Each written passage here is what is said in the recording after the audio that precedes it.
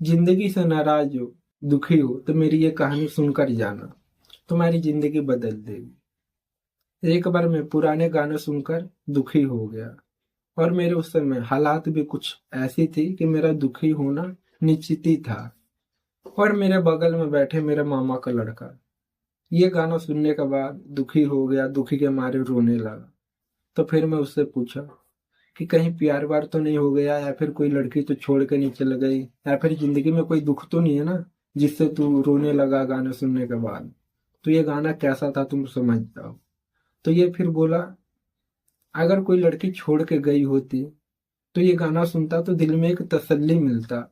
लेकिन मुझे अभी तक किसी से प्यार ही नहीं हुआ, कोई लड़की ही नहीं मिली कि मैं किसी से प्यार करूं और ये मुझे छोड़ कर जाए तो मेरे दिल में बेचैनी आए और मैं गाना सुनूं तो इस बेचैनीपन का शांति मिले, इलाज मिले।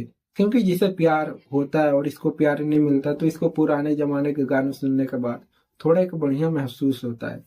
तो इसको ये महसूस नहीं होने के कारण ये दुखी हो गया कि मुझे किसी से प्यार ही नहीं हुआ, कोई छोड़ के नहीं गया। अगर छोड़ कर गया रहता तो कम से कम इस दिल को तसल्ली तो मिलता ये गाना सुनने से। ये इस तसल्ली के लिए दुखी के मारे रोने लगा। तब मुझे दो चीज इस दुनिया पर दिखी कि इस दुनिया पर हर एक इंसान दुखी से भरा हुआ है। तो इसका एक ही कारण है कि इनके सामने सुखी होना भी लगा है और दुखी होना भी लगा हुआ है। लेकिन ये सिर्फ पकड़ किस रहे हैं, दुखी होने को। ये नहीं हुआ, ऐसा नहीं हुआ, वैसा नहीं हुआ, तो ये दुखी हो जा रहे हैं। और जबकि उनके सामने सुखी होने का भी बोर्ड लगा हुआ है तो इस बोर्ड की तरफ ये नहीं देख रहे। देख रहे हैं तो सिर्फ दुखी होने के वाले बोर्ड पर देख रहे हैं।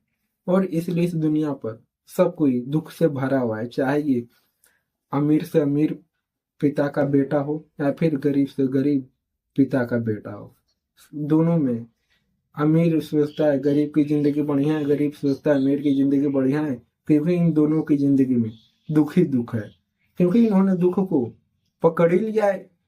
और इन पे दो ऑप्शन थे, दुख सुख, तो इसने चैन में दुख को लिया है। तो इसलिए इसे दुखी जिंदगी भर होना निश्चित ही है।